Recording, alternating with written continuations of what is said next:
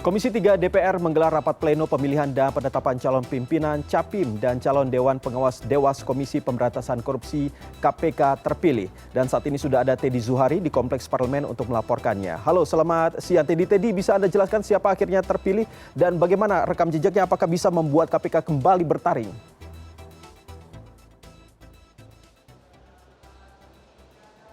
Selamat siang Iqbal Kurniadi. Kalau melihat dari proses fit and proper test yang sudah dilakukan sejak awal pekan ini 18 November 2024 sampai hari ini tadi berlangsung prosesnya dan tadi dilaksanakan voting oleh anggota Komisi 3 DPR RI. Kalau melihat hasil proses voting ini dari 10 nama calon pimpinan KPK memang seperti yang kita tahu hanya akan dipilih 5 orang yang akan menduduki sebagai pimpinan dan juga ketua ke Komisi Pemberantasan Korupsi untuk periode kerja 2024-2029 dan dari hasil voting tadi kita dapat saksikan bersama-sama bahwa memang nama Setio Budianto ini paling banyak mendapatkan dukungan suara dibanding orang-orang nama lainnya yang duduk sebagai calon pimpinan KPK. Kemudian selain Setio Budianto ada juga nama Johanis Tanak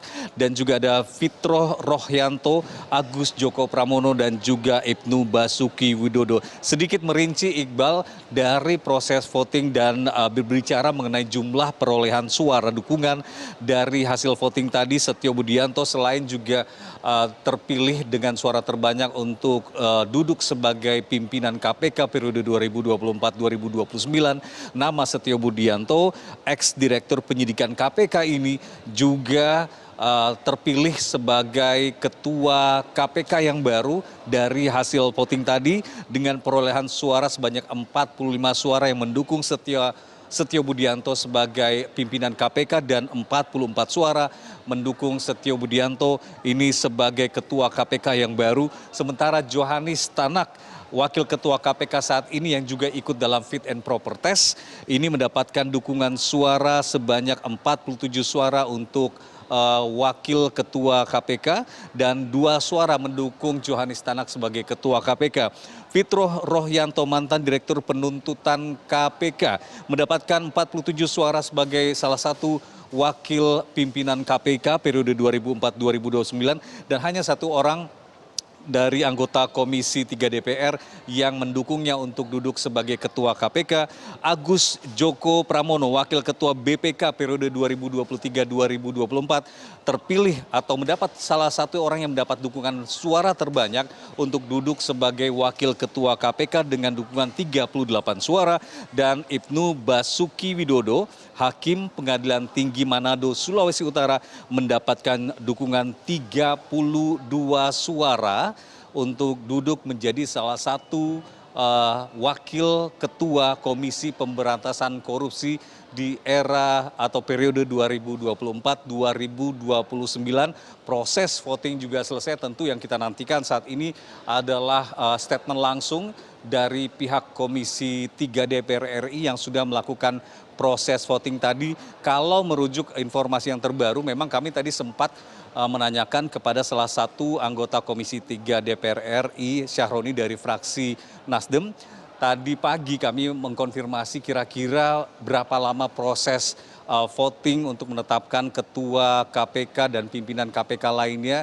Apakah sama dengan proses pemilihan pimpinan KPK di masa sebelumnya yang membutuhkan waktu lama hingga malam hari bahkan dini hari baru suara terkumpul, baru kesepakatan tercapai siapa-siapa saja nama yang menjabat sebagai wakil ketua dan juga sebagai ketua KPK pada saat itu. Tapi hari ini prosesnya berlangsung cepat, hanya tidak sampai berlangsung malam hari, berbeda dengan saat sebelumnya.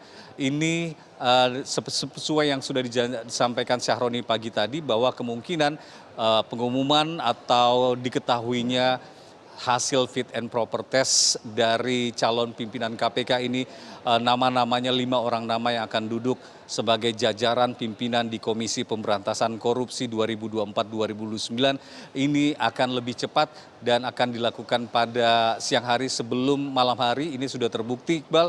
Tadi kita sekali lagi bisa dilihat melalui siaran langsung. Tadi terpilih sekali lagi nama Setio Budianto, ex-direktur penyidikan KPK. Ini selain terpilih sebagai pimpinan KPK, ini juga terpilih duduk dengan jabatan Ketua KPK terpilih dari hasil proses voting. Sebanyak 45 suara mendukungnya sebagai salah satu pimpinan KPK dan 44 suara ini mendukungnya untuk duduk dengan jabatan sebagai Ketua KPK periode 2024-2029.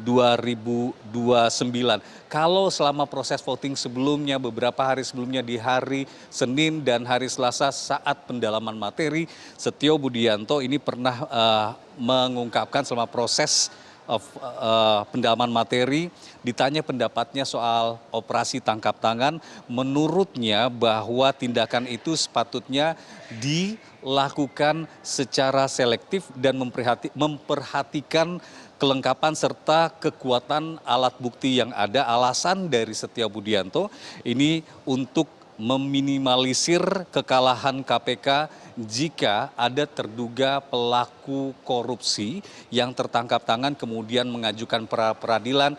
Ini meminimalisir agar KPK kalah dalam pra peradilan.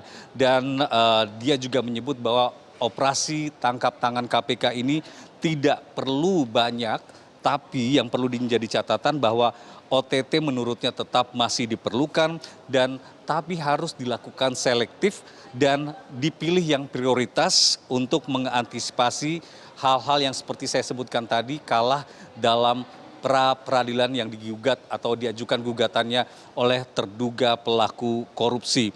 OTT menurut Setio Budianto sebisa mungkin harus bisa menjadi pintu gerbang untuk mengungkap perkara yang lebih besar.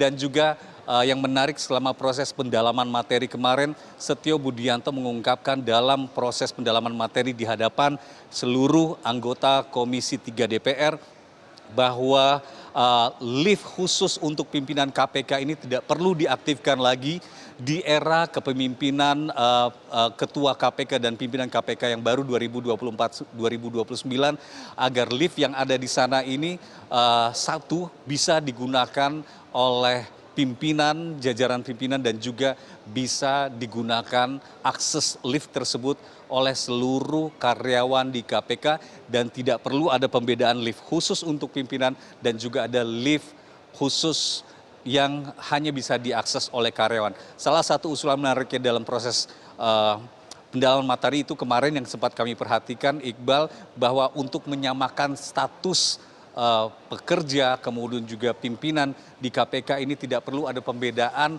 untuk menggunakan akses lift selama beraktivitas di gedung KPK. Tentu sekali lagi, Iqbal, kalau pertanyaan Anda apakah kemudian ini bisa membuat dalam tanda kutip taring Komisi Pemberantasan Korupsi KPK bisa mendapat kepercayaan dari publik di tanah air bisa lebih baik lagi dari sebelumnya, karena kita tahu tingkat kepercayaan publik belakangan terhadap kinerja KPK disorot melemah karena adanya konflik di internal, masalah etika, dan juga masalah adanya pimpinan KPK yang terlibat tindak pidana. Tentu kita akan menantikan statement dari pihak Komisi Pemberantasan Korupsi yang terpilih ini, termasuk juga dari pihak Komisi 3 DPR RI yang sudah melaksanakan seluruh proses tahapan dari fit and proper test, dan juga tahapan nanti untuk mengajukan 5 nama yang akan direkomendasikan